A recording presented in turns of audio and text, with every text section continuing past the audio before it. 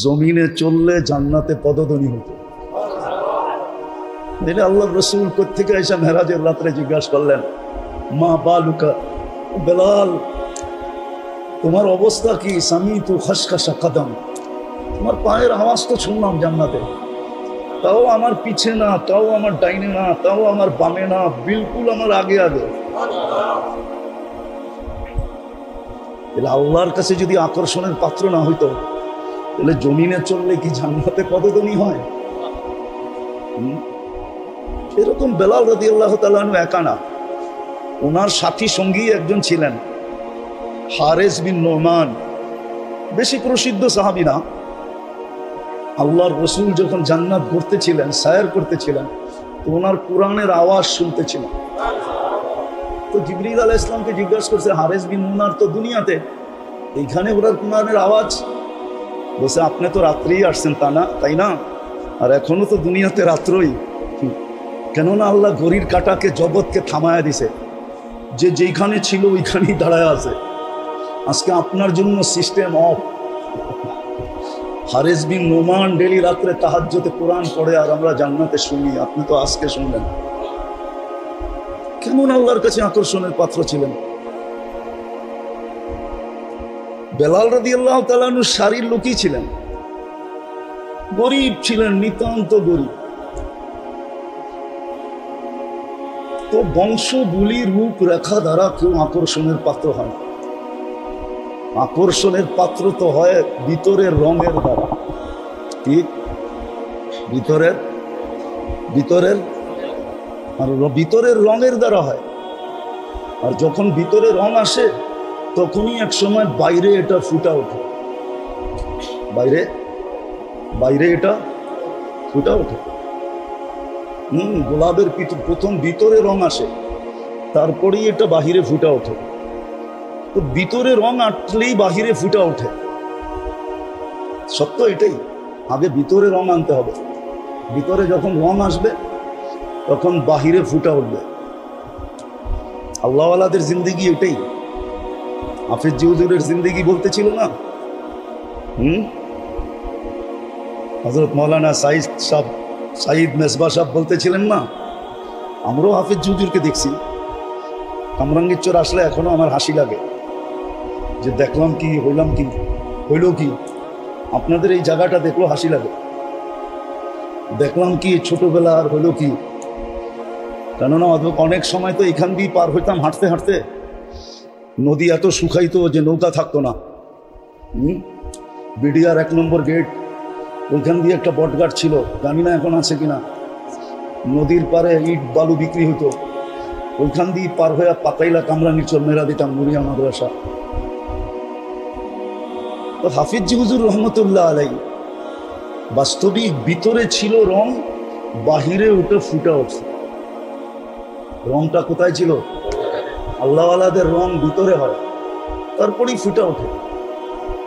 রাবেয়া বসরিও রহমতুল্লাহ আলাইহা, রাবেয়া বসরির বাড়ি আর বেলাল রাদিয়াল্লাহু তাআলা আনহুর বাড়ি 1 থেকে 1.5 ঘন্টার দূরত্ব। কিন্তু রাবেয়া বসরির নাম এখনো শুনলে মহিলারা চুমা দেয়। রাবেয়া বসরিও কৃত দাসী ছিল, ওর ভিতরটা রঙিন ছিল। আজকে আমাদের ভিতরে রং নাই, সব রং উপরে। সব রং কি? সব রং। যুবকের যৌবনের রং উপরে, ভিতরে নাই। ভিতরে যদি যুবকের রং থাকতো তাহলে জমিনও যুবককে সেলুট দিত। সেলুট হাদিসে আছে, জমিন দিয়া হাঁটলে জমিন বলে, মাতা মাসির কফি বতনি, তুমি আমার পেটে কবে আসবে, তোমাকে আপ্যায়ন করবে। জমিনও সেলুট দেয়। রাস্তাও অন্যের রাস্তা, অন্য রাস্তার উপরে গৌরব করে। দেশও অন্য দেশের উপরে গৌরব করে। মহাদেশও অন্য মহাদেশের উপরে গৌরব করে। কি আপনার কি বিশ্বাস হয় না? এশিয়া মহাদেশ সারা দুনিয়ার উপরে গৌরব করে। প্রথম তো গৌরব করে এশিয়া, যে আমার কোলের ভিতরে হইল মক্কাতুল মুকাররমা। সৌদি আরব এশিয়ায় না? না ইউরোপে, না রাশিয়ায়, কোথায়? তো এশিয়া সর্বপ্রথম গৌরব করে আমার পেটের ভিতরে কি? মক্কাতুল দ্বিতীয় গৌরব করে আমার পেটের ভিতরে মুহাম্মাদুর রাসূলুল্লাহ। আপনার কি বিশ্বাস হয় না এশিয়া যে সারাদিন গৌরব করে? না বিশ্বাস হয় না? হ্যাঁ, বাকিদের কথা বাদই দিলাম। এশিয়ার সারা মহাদেশের উপরে গৌরব করে যে আমার পেটে বাইতুল্লাহ, আইনামা তুয়াল্লু ফাসাম্মা ওয়াজহ, আমার পেটের ভিতরে বাইতুল্লাহ, যেখানেই হও ওইদিকে মুখ করো, যেখানেই হও ওইদিকে মুখ করো। আর এর চেয়ে বড় হলো আমার পেটের ভিতরে মুহাম্মাদুর রাসূলুল্লাহ। এরকম মহাদেশও গৌরব করে, মহাদেশও গৌরব করে। তারপরে সবচেয়ে বেশি মহাদেশ গৌরব করে রাশিয়া, কেননা সিয়াসত তার মুসান্নেফ 6 জনই রাশিয়া। বুখারা রাশিয়ায়, মুসলিম রাশিয়ায়, ওই জমিনও গৌরব করে যে আমার ভিতরে আমার পেটে ইমাম বুখারী রহমতুল্লাহ আলাইহি। সত্য এটি। আজকে আমাদের রং বাহিরে, ভিতরে নাই, কিন্তু উচিত ছিল ভিতরটাকে রঙিন করা। ভিতরটাকে, যার ভিতরে যত রঙিন, যত রং, বাহিরে প্রকাশ পাবে এটা তত বেশি। হ্যাঁ, হতে পারে মানুষের চোখে নাও পড়তে পারে, কেননা মানুষ একমাত্র প্রাণী যে চশমা পড়ে, মানুষ একমাত্র প্রাণী যে লেন্স লাগায়। কি বলে না, চোখে অপারেশন করে? হ্যাঁ, আরে অপারেশনটার নাম বলেন না, ছানি অপারেশন করে। মানুষ একমাত্র, আমারও অপারেশন করা, মানুষই একমাত্র প্রাণী যে চশমা পড়ে।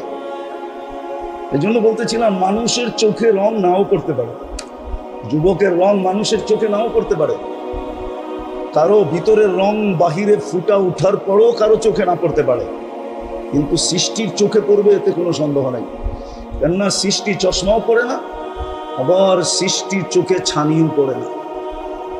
একমাত্র মানুষের চোখে ছানি পড়ে, একমাত্র মানুষই চশমা পড়ে, আর কোনো সৃষ্টি চশমা পড়ে না। কেউ প্রমাণ দিতে পারবে না। চোখের ডাক্তার একমাত্র মানুষের জন্য, পশুর ডাক্তার, পশুর চোখের কোনো ডাক্তার নাই। মনে হয় বুঝাইতে পারতেছি না। বিদায় সৃষ্টির চোখে পড়বেই পড়বে যখন ভিতরটা রঙিন হবে। আজকে আমাদের ভিতরে রং নাই, সব বাহিরে রং। আর ভিতরটা রঙিন হবে যখন আল্লাহর রহমতের ছোঁয়ায় সব সময় থাকবে। এই জন্য এই সমস্ত মজলিসে আমরা আসি বটে, কিন্তু যেইভাবে শোনার ওইভাবে শুনি না, যেইভাবে পরিবেশ বানানো ওইভাবে বানাই না। ওইভাবে যদি শুনি মনোযোগ দিয়া, পরিপূর্ণ মনোযোগ দিয়া, তাইলে আল্লাহর কথা সত্য, লাআল্লাকুম তুরহামুন। রহমতের কানেকশন, রহমতের সম্পর্ক তোমার সাথে হবেই হবে। তখন আর শত মজলিস দরকার হবে না, এক মজলিসে জিন্দিগি চেঞ্জ। কয় মজলিসে? আমি আপনাকে প্রমাণ দিতে পারবো। হাজারো লোক আছে, ইতিহাসের পাতায় খুঁজলে পাওয়া যায়, কিতাবাদিতে খুঁজলে দেখা যায়, সামান্য কথায় জীবন চেঞ্জ। ইব্রাহিম ইবনে আদম রহমতুল্লাহ আলাইহি জিজ্ঞাসা করছে, গভীর রাত্রে আমার ছাদে কি করিস? কয়, আমি উট তালাশ করতেছি। উট? কয়, পাগল নাকি? উট ছাদে উঠবে কি করে? আমি যদি পাগল হই তো আপনিও পাগল। বলছে, আমি কি করে? তাহলে রাজ প্রাসাদে বসে আল্লাহ পাবেন কি করে? বহুত জীবন চেঞ্জ। কথা কিন্তু লম্বা না, দিল দেমাগ ফাইরা সব বাহির হয়ে গেছে। ওই দিনই রাজত্ব ছেড়ে দিছে। এতটুক কথায় জীবন চেঞ্জ।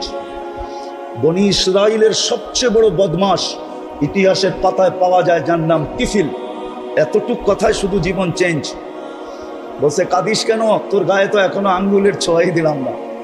বলছে, কেন কাঁদি জানিস কিফিল? আমি বাজারি মেয়ে না, এটা আমার পেশাও না। তুই তো চেহারা সৌন্দর্য দেখেই আমাকে নিয়ে আসছিস টাকা দিয়া, তাই না? কাঁদতেছি এই জন্য যে আল্লাহ সৌন্দর্য দিল, কালকে এই চেহারাটা ওই আল্লাহকে কি করে দেখাবো? কিফিল ওইখানেই চিৎকার দিছে আর জমিনে পড়ছে।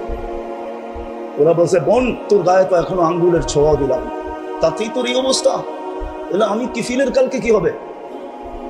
টাকার থলি তোকে দিয়া দিলাম, আঙ্গুলের ছোঁয়া তোর গায়ে লাগাবো না, কিন্তু একটা অনুরোধ করব, যদি তুই রাখিস। বলছে, সেটা কি? বলে, হাত দুইটা উঠায় চোখের পানি দিয়ে আল্লাহকে একটু বইলা দে না যে আমি তওবা করলাম, আমার তওবাটা যেন কবুল করে। ওই রাত্রেই কিফিলের মৃত্যু। ঘরের দরজায় লেখা উঠছে কদ গফার আল্লাহ কিফলিন, আল্লাহ কিফিলকে মাফ করে দিয়েছেন। মজলিস বেশি লাগে না, একটাই যথেষ্ট। যদি শোনার মতো হয়, মজলিসের মতো হয়, আর কথা যদি দিলে কথা, হ্যাঁ সত্য এটাই। হাজারো কাহিনী আছে, এক কথায় জীবন চেঞ্জ। আরে জীবিত মানুষের কথা তো দূরের কথা, মৃত্যু মানুষের কথায়। মালিক ইবনে দিনার রহমতুল্লাহ আলাইহির মেয়ে স্বপ্নে বাবাকে বলছিলেন, বাবা এখনো কি ফিরে আসার সময় হয় নাই? কোরআনের এক আয়াত শোনায় দিয়েছেন যার অর্থ এখনো কি মুমিনের ফিরে আসার সময় হয় নাই? বাস ঘুমের থেকে উঠতে দেরি, মালিক ইবনে দিনার চেঞ্জ হইতে দেরি হয় না। যার নামই ছিল মালিক ইবনে দিনার। আর একটা কাহিনী মনে উঠলো, এই জন্য শোনাইতেছে। ওনার জামানায় এক বাদশাহ ছিলেন ইয়াজিদ বিন মুহাল্লাব, বড় প্রতাপশালী, ইসলামের জগতে বড় প্রতাপশালী বাদশাহ ছিল ইয়াজিদ বিন মুহাল্লাব। তো মালিক ইবনে দিনার রহমতুল্লাহ আলাইহির জামানায় তো শান শওকতের সাথে বাড়ির থেকে বাহির হইতেছিলেন, একটু উঁচা জায়গায় দাঁড়ায় মালিক ইবনে দিনার রহমতুল্লাহ আলাইহি তাকায় তাকায় দেখতেছিলেন। আর যখন বাদশার চোখে চোখ পড়ছে তখন একটু বেঁকা চোখে দেখছে, মাথাটা একটু বেঁকা করে, চোখটা একটু বেঁকা করে দেখছে, একটু ইনসাল্টের ভঙ্গিতে দেখছে, হ্যাঁ ও প্রতিফন্নের ভঙ্গিতে দেখছে। মালিক ইবনে দিনার ইয়াজিদ বিন মুহাল্লাব ডাকছে, এদিকে তুই কি আমাকে চিনিস না? সে তো বলতেছে, তোমার চেয়ে আমি তোমাকে ভালো চিনি। তোমার চেয়ে আমি তোমাকে, আচ্ছা আমার চেয়ে অন্য কেউ আমাকে ভালো চিনতে পারে? তো ইয়াজিদ বিন মুহাল্লাব বলে, এটা আবার কি বলতেছো, তুমি আমার চেয়ে আমাকে ভালো চিনো? সেটা আবার কি করা? তো মালিক ইবনে দিনার রহমতুল্লাহ আলাইহি বলতেছে, আমা কানা আউয়ালুকা নুতফা, তোর প্রথমটা কি একটা বীর্য ছিল না? তো মালিক ইয়াজিদ বিন মুহাল্লাব বলতেছিল, বালা। কেননা আগের যুগের বাদশারা, সম্ভ্রান্ত মানুষরা, টাকা পয়সাওয়ালা লোক, বিত্তশালীরা বেয়াদব ছিল না, সম্ভ্রান্ত ছিল, কিন্তু কি বেয়াদব ছিল। আরেকটা শব্দ বলতে পারি, মানুষ বেয়াদব কখন হয় জানেন? যখন তার ভিতরে অহংকার ঢোকে। অহংকার ঢুকলেই কি হয়? বেয়াদব হয়। এর আগে বেয়াদব হয় না। বেয়াদব হইতে হলে প্রথম লাগে অহংকার। যখন অহংকার ঢুকা যায় তখনই বেয়াদব হয়, আদব কাদা বেড়ে যায়। আগের যুগের লোকের অহংকারী ছিল না, প্রতাপশালী ছিল, বেয়াদব ছিল না, অহংকারী ছিল না। তো ইয়াজিদ বিন মুহাল্লাবকে জিজ্ঞাসা করছে, আমা কানা আউয়ালুকা নুতফা, তোর প্রথমটা বীর্য ছিল না? বলছে, বালা, অবশ্যই। বলছে, আখিরুকা জিফা, তুমি মরা গেলে ফুলন্ত ফাটন্ত দুর্গন্ধময় একটা লাশে রূপান্তরিত হবে না? বলছে, বালা, অবশ্যই। বলছে, বাইনাহুমা তাহমিলু কাদিরা, এটা দুইয়ের মাধ্যখানে তুমি আর আমি একটা পেশাব পায়খানার টুকরি। আর কি পেটের ভিতরে কি? আরে বলেন না, হ্যাঁ, পেশাব পায়খানার একটা টুকরি। টুকরি চিনেন? মনে হয় চিনেন না। এখন তো টুকরি সুকরি দিয়ে বাজার করে না। আগে বাজারে গেলে টুকরি আলারা ফিরতে থাকতো, ঘুরতে থাকতো। এখনো করে বাজারে যাই না তো, যুগ এই জন্য দেখি না আর কি। তো বলছে পেশাব পায়খানার টুকরি। তারপরে ইয়াজিদ বিন মুহাল্লাব বলতেছে, আল্লাহি ইয়া শাইখ আরাফতানি হাক্কা, আপনি আমাকে চিনছেন, এই চামচগুলো একটাও আমারে চিনে না। আমার চতুর্দিকে যে চামচগুলো আছে। ইয়াজিদ বিন মুহাল্লাবের জিন্দেগি চেঞ্জ। দিতে দিতে রাত্র পার হয়ে যাবে, হাজারো কাহিনী দেওয়া যাবে, ছোট কথায় জীবন চেঞ্জ। তো লম্বা শুনতে হয় না, জীবন যদি চেঞ্জ করতে হয় তাইলে দুটা কথাই জীবন চেঞ্জ হয়ে যায়। এতজনের কথা শুনতে হয় না, এত লম্বা কথার প্রয়োজন হয় না। আজকে তো জীবন চেঞ্জ করার ইচ্ছা আমাদের নাই, জীবন চেঞ্জ করার ইচ্ছা আমাদের নাই। জীবন চেঞ্জ করার ইচ্ছা যদি থাকতো তাহলে এক মজলিসই যথেষ্ট, ভিতরে রং চলে আসে। আর না হওয়ারও কারণ আছে, না হওয়ারও, আমরা সারাদিন দেহ নিয়া বিভোর, দেহটা নিয়েই সারাদিন ভাবি, ঠিক না? সত্য তো? হ্যাঁ, এই মজলিসে একজনও নাই যে ডেলি 1 মিনিট আত্মা নিয়া ভাবে। 1 মিনিট মাত্র, 60 মিনিটে 1 ঘন্টা, 24/60 যতটুক হয়, 24/60 কত মিনিট? অত মিনিটের ভিতরে 1 মিনিট আমরা আত্মা নিয়ে ভাবি না। আমার ভিতরে যে একটা আত্মা আছে ওটা নিয়ে ভাবি না, ওটা নিয়ে কোনো গবেষণাগার নাই। অথচ দেহ নিয়ে গবেষণা আছে, প্রত্যেক দেশে দেহ নিয়ে গবেষণাগার আছে। স্বাস্থ্যের জন্য বিরাট বড় একটা সেক্টরই আছে, স্বাস্থ্য মন্ত্রণালয়। এটার কাজেই মানুষের দেহ নিয়ে ভাবা, দেহের রোগ নিয়ে ভাবা। দেশের সিংহভাগ পয়সা এর পিছনে খরচ হয়, নাইলে ড্রাইভার 400 কোটি টাকার মালিক হয় কি করে? কত কে কি? তাইলে যার গাড়ি সে কয়শো কোটি টাকার মালিক। এটা আমার বোঝানোর ইচ্ছা না, আমার বোঝানোর জন্য বলতেছি, কথার আলোচ্য বিষয় না। দেহ নিয়ে তো গবেষণাগার আছে সারা দুনিয়ায়, যেটা দেহ নিয়ে গবেষণা করে ওটার নাম WHO, বিশ্ব স্বাস্থ্য সংস্থা। আজকে আমি জুমায় বলতেছিলাম আর হাসতেছিলাম, আজকে প্রত্যেক মসজিদের খতিবের কাছে ফাউন্ডেশন থেকে চিঠি আসছে, করোনার ব্যাপারে সবাইকে সতর্ক করেন, সজাগ করেন, সবাইকে সচেতন করেন। কিন্তু আমি তো আজ পর্যন্ত ফাউন্ডেশন থেকে একটা চিঠি আসতে দেখলাম না, নাম ইসলামী ফাউন্ডেশন। ও চিঠি পাঠাইলো আজকে, তাও করোনা নিয়ে সতর্ক করার জন্য। আজ পর্যন্ত ফাউন্ডেশনকে দেখি নাই যে একটা চিঠি কোনোদিন ইস্যু করতে যে মানুষের আত্মা নিয়ে মানুষকে সতর্ক করেন। কেননা শারীরিক রোগে তো যার হলো সে আক্রান্ত হয়, শুধু তার পর্যন্ত সীমিত থাকে। কিন্তু আত্মায় যখন রোগ হয় না, এটা পর্যন্ত পুরা দুনিয়া পর্যন্ত ছড়ায়া থাকে। শুধু সে আক্রান্ত হয় না, পরিবার আক্রান্ত হয়, পরিবার হয় না মহল্লা হয়, শুধু মহল্লা হয় না এলাকা হয়, এলাকা হয় না পুরা দেশ হয়। যদি পুরা দেশ কেন পুরো দুনিয়া মানব জাতি আক্রান্ত হয় যখন আত্মায় রোগ হয়। আত্মায় যখন কারো লোভ, আত্মার রোগ, শরীরের রোগ না। লোভ কি কি কিসের রোগ? লোভ আত্মার রোগ, এটা শরীরের রোগ না। লোভেই তো পুরা নদী খায়া ফেলছে, ঠিক না? কি আমার তো ওই দিনও মনে আছে, এই নদী কত বড়। বড়ই তো হইলাম ঢাকা শহরে, ডাঙ্গুটি খেললাম ঢাকা শহরে। ৭৬ থেকে পড়ি কামরাঙ্গি চরে পড়তাম, ৭৬ আমি ভর্তি হয়েছি কামরাঙ্গি চরে নদীয়া। ওই থেকে তো এই নদী দেখতেছি কত বড়, কিন্তু লোভেই তো এই নদী খায়া ফেলছে, ঠিক না? লোভেই তো কতজনের বাড়ি চলে গেছে, ঠিক না? না চলে যায় না। লোভেই তো কত মানুষ ফকির হয়ে গেল, ঠিক না? লোভ, যার যে ফকির হয়েছে সে না, আরেকজন লোভী হয়ে গেছে। কাহিনী মনে পড়ছে, বনি ইসরাইলের ভিতরে এক বুড়ি ছিল, বুড়ি। তো রাজার প্রাসাদের কাছেই বুড়ির ঝুপড়ি ছিল। তো মন্ত্রীরা পরামর্শ দিছে, রাজা মহোদয়, আপনার বাড়ির পাশে যদি বুড়ির ঝুপড়ি থাকে এটা কি শোভা পায়? তো বলছে কি করবো, দেওয়ালটা একটু বাড়ায় নিলেই তো বাড়ির সৌন্দর্যটাও বাড়ে, ঝুপড়িটাও থাকে না। তো রাজার বুঝে আসছে। তো বুড়ি যতদিন ছিল ততদিন তো নিতে পারে না। বুড়ি একদিন জানি কই চলে গেছে বেড়াইতে, আয়সা দেখতেছে ঝুপড়ি সুপড়ি কিছুই নাই, রাজার বাড়ির দেওয়াল লম্বা হয়ে গেছে। তো বুড়ি বাইরে দাঁড়ায় বলতেছে, আল্লাহ, আমি না ছিলাম না, তুই ছিলি কই? আমি না ছিলাম না, তুমি ছিল কোথায়? এরকম হায়াতুস সাহাবাও এক কাহিনী আছে। মহিলা সাহাবী বাড়ির থেকে চলে গেছেন, আয়সা দেখতেছে চাক্কি নাই, চাক্কি চুরি হয়ে গেছে। চাক্কি, চাক্কি চিনেন? আটা পিসার চাক্কি। আর ছাগলও নাই। তো জায়নামাজ বিছায়া নামাজ পড়ে বলতেছে, আমি তো ছিলাম না, আপনি কোথায় ছিলেন?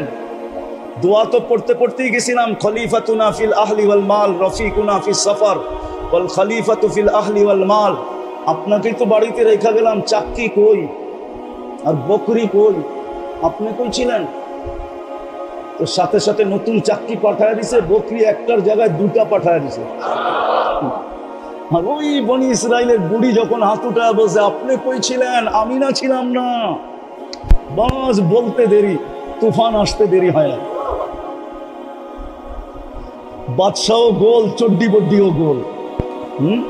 যেমন একটু আগে সাইদ ভাই বললেন না যে আমিও জেলখানায় গেছি।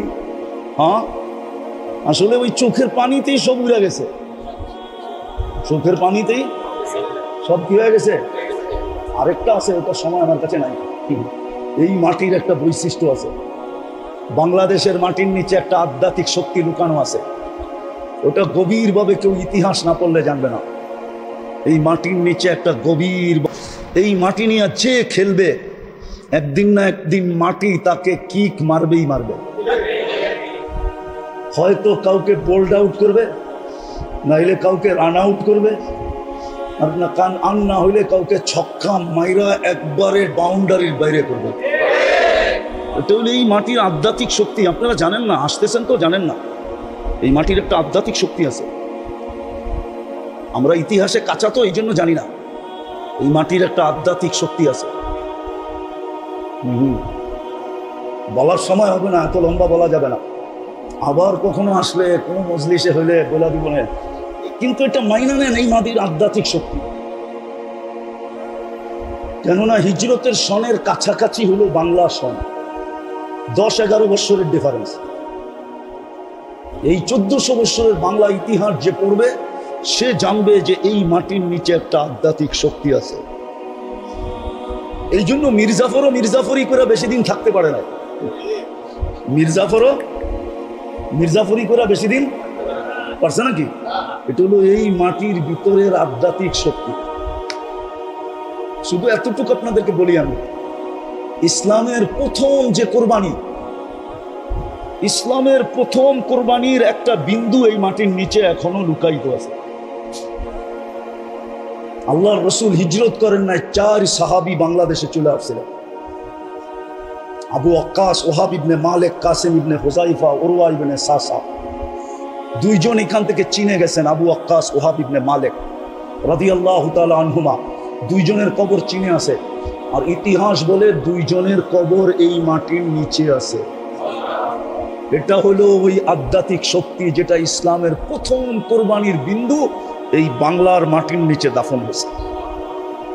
এই জন্য এই মাটি নিয়ে কাউকে বেশি দিন মাটি খেলতে দেয় না।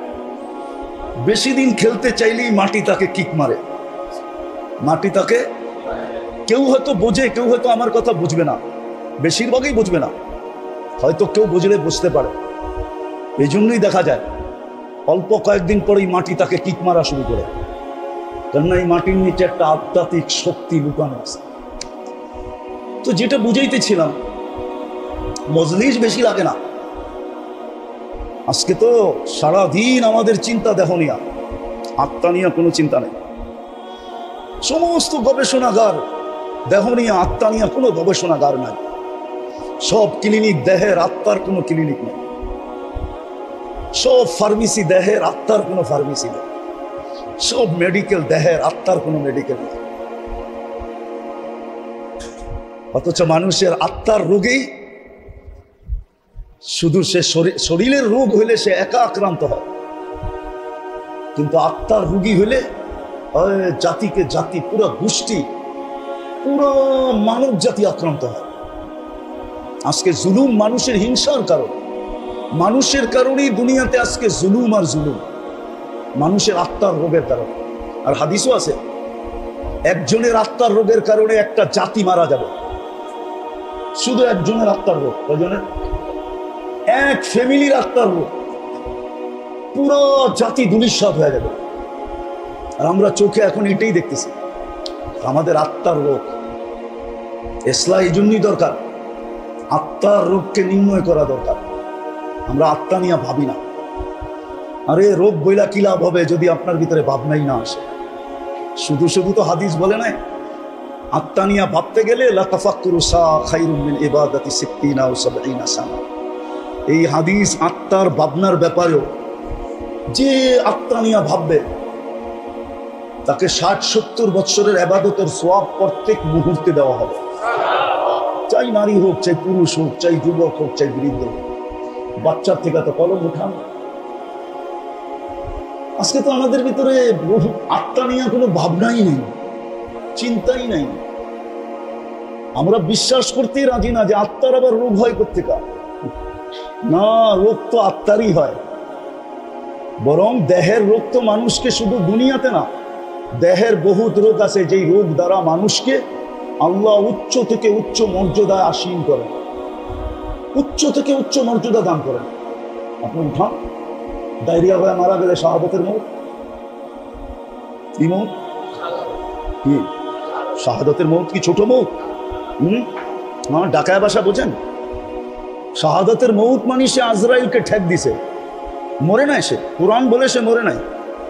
বলবেন আজিমপুরে তো দাফন করলাম, আপনি পোশাকটা দাফন করছেন, পোশাক, তাকে না। এটা দুনিয়ার পোশাক, এটা বর্তমান দেহটা কি না জান্নাতের পোশাক? এটা না, জান্নাতের পোশাক তো 120 ফিট লম্বা। কত কত? জাহান্নামীদের পোশাক এটা না। এক জাহান্নামীকে বসতে জায়গা লাগবে 470 কিলোমিটার। একটা দাঁত হবে 10 কিলোমিটার চওড়া। একটা রান হবে, ওই পাহাড় আমি 4 বার দেখছি, জাবালে বায়দা, ইয়ামানে আছে, ইয়ামানের শেষ মাথায়, সৌদির সাথে লাগোয়া। আল্লাহর রসুল বলছে জাবালে বায়দার সমান এক একটা জাহান্নামীর রান হবে। তো যে শাহাদাতের মৌত মরছে, ও তো কাপড়টা আপনাকে দিয়া গেছে, পোশাকটা, ও জান্নাতেরটা পয়ড়া চলে গেছে, ও তো মরেই নাই। আল্লাহই তো বলে মরে নাই, আমি প্রত্যেককে বলবো। ও তো আজরাইলকে ফাঁকি দিছে। তো অনেক রোগ আছে যেটার দ্বারা, যেই রোগে আক্রান্ত হলে আখেরাতে দারাজাত বুলন্দ হয়। শোনামো একটু। অসুস্থ ব্যক্তি যখন আহ আহ বলে, তো হাদিসে কুদসিতে আছে আনিনুল মারিদি তাসবিহুন। অসুস্থ ব্যক্তি যখন আহ আহ বলে, তো সুবহানাল্লাহ পড়ার সওয়াব লেখা হতে থাকে।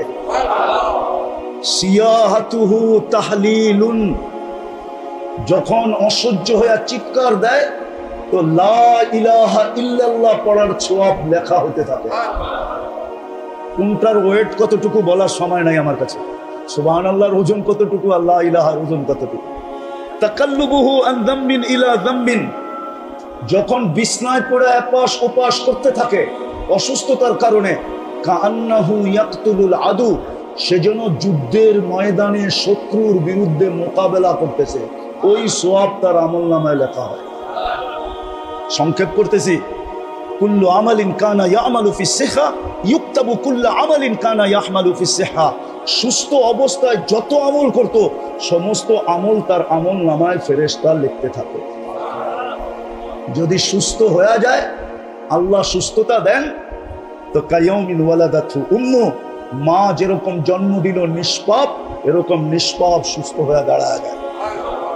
আর যদি দুনিয়ার থেকে চলেই গেল, তা আল্লাহ বলে তোকে নিষ্পাপ বানায় আমি দুনিয়ার থেকে উঠায় নি। শারীরিক রোগ তো মানুষকে এতটুকু উপকার করে, কিন্তু আত্মার রোগ না। আত্মার রোগ মানুষকে ডুবায় দেয়। দুনিয়া তো ডুবায় দেয়, আখেরাত তো ডুবায় দেয়। দুনিয়ায়ও তার দ্বারা হাজারো মানুষ অতিষ্ঠ হয়, লক্ষ কোটি মানুষ অতিষ্ঠ হয়।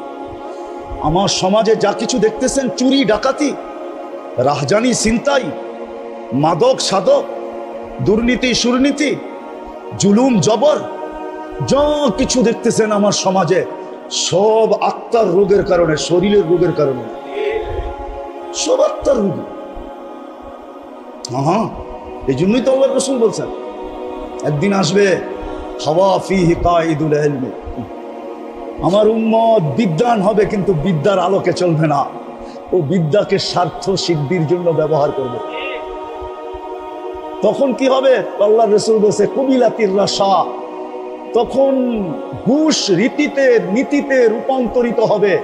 যদিও গ্রাজুয়েটে পাস হবে না, অ্যাসেম্বলিতে পাস হবে না ঘুষ, কিন্তু পাস হইলে যতটুকু না হইতো এর চেয়ে বেশি ঘুষের ব্যাপকতা হবে।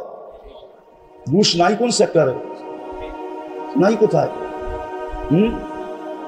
ঘুষ ছাড়া কিছু আছে? হ্যাঁ, আত্মার রোগ। বলছে তারপরে কি হবে? বলছে উমিতাতিস সালাহ, তারপরে তোমরা বেয়াদব হয়ে যাবে। আমি তো বলি বেয়াদব, এই হাদিসের তর্জমা করতেছি আমি বেয়াদব। আল্লাহ ডাকলো তারপরও আসলো না, ওর চেয়ে বড় বেয়াদবকে? মালিক ডাকলো আসলো না, তাহলে কি ও আদবালা নাকি? কি হ্যাঁ হ্যাঁ, ও তো হলো বিশ্ব বেয়াদব। সৃষ্টির ভিতরে সবচেয়ে বড় বেয়াদব উমিতাতিস সালাহ, যখন নামাজ ছেড়া দেয়। আত্মার রোগেই সবকিছু হয়, শরীরের রোগ মানুষকে বেশি ক্ষতি করে না। এটা বেশি দূর পর্যন্ত গড়ায় না, যদিও বলে করোনা সবার ভিতরে ছড়ায় যাবে, হতে পারে, কিন্তু আমি এটা বিশ্বাস করি না। যদি হইতো এরকমই, তাহলে সারা দুনিয়ায় 2020-এ বাংলাদেশে বলছিল সবচেয়ে বেশি বিপর্যয় হবে বাংলাদেশে। কোথায়? ঠিক না? আর সবচেয়ে বেশি কম বিপর্যয় হয়েছে বাংলাদেশে। ঠিক না? ঠিক না?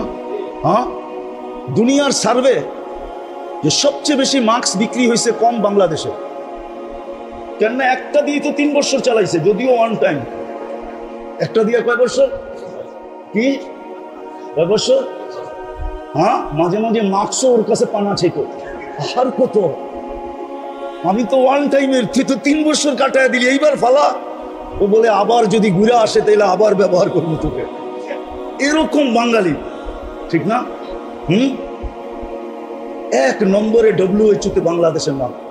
যান আপনি নেটে যেয়ে সার্চ দেন, করোনা প্রতিরোধ করার ভিতরে কোন দেশ 1 নম্বরে, প্রথম নামটা পাবেন বাংলাদেশ।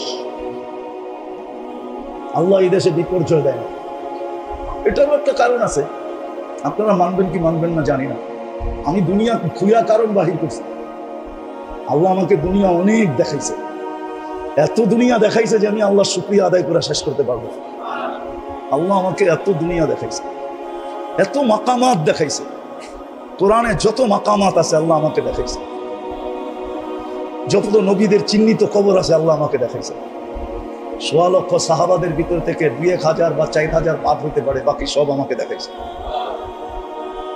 বড় বড় আল্লাহ ওয়ালাদের মাকাম দেখছি, আমি জায়গা দেখছি, আল্লাহ আমাকে দেখাইছে। দিদা আমি ঘুরা বলতেছি, বাংলাদেশ বিপর্যয় হয় না, কারণ আছে। কেননা বাংলাদেশের মতো 40,000 হেফজোখানা দুনিয়ার এত ছোট দেশে কোথাও নাই। আর হেফজোখানার নিয়ম হলো ওরা সকাল সুবে সাদেক হওয়ার 1 ঘন্টা আগে ওঠে, আর ওরা উঠাই সর্বপ্রথম লাশ সবুজের পরিধিটাকে আধ্যাত্মিক চাদর দিয়া ঢাইকা দেয়।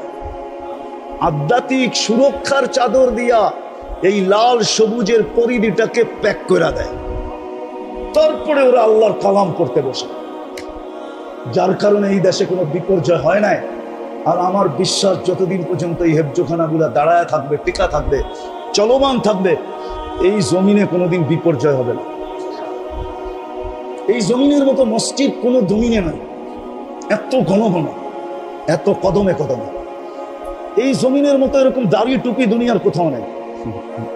এই জমিনের মতো আলেম ওলামার দুনিয়ার কোথাও নাই। এই জমিনের মতো পর্দা নিশিন দুনিয়ার কোথাও, হ্যাঁ, এই জমিনের মতো পাগল। আপনি করেই বলতেছি, আবার রাগ হয়ে যায় না, 11টা বাজতে চলছে, এরকম পাগল হয়ে বয়ে রয়েছে, এরকম মানুষ দুনিয়ার কোনো দেশে নেই। এই জন্যই পাগল বললাম, রাগ হয়ে গেলেন? আল্লাহ আল্লাহর রসুলের পাগল এরকম দুনিয়ার কোনো দেশে নেই। আমি ঘুরা বলতেছি, ঘুরা। 7 মহাদেশ আমার দেখা শেষ, আলহামদুলিল্লাহ।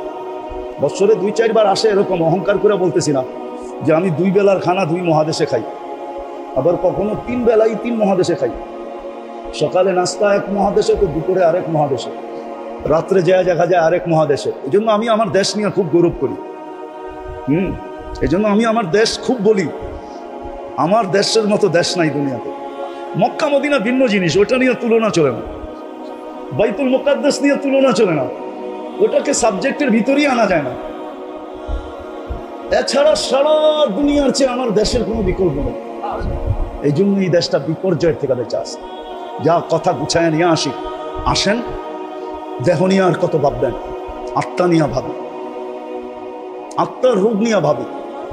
আমি দুটাই বলবো, যে দুটার কারণেই আত্মার ভিতরে সবচেয়ে বেশি, সমস্ত রোগের উৎস হলো আত্মার 2 রোগ থেকে। কয় রোগ থেকে? কয় রোগ থেকে? 2 রোগ থেকে সমস্ত রোগের উৎস। যেমন ডায়াবেটিস হইলে ডাক্তার বলে আর কোনো রোগের আপনার দরকার হবে না, যদি কন্ট্রোল না থাকলো তাহলে সব রোগ আপনার ভিতরে হবে। কেননা এটা উম্মুল আমরাজ, সমস্ত রোগের মা। মাদার, কি ইংলিশে জানি কি বলে, সমস্ত রোগের মা ইংলিশ কি? হ্যাঁ, সমস্ত রোগের মা। ঠিক আধ্যাত্মিক সমস্ত রোগের মা হলো 2টা।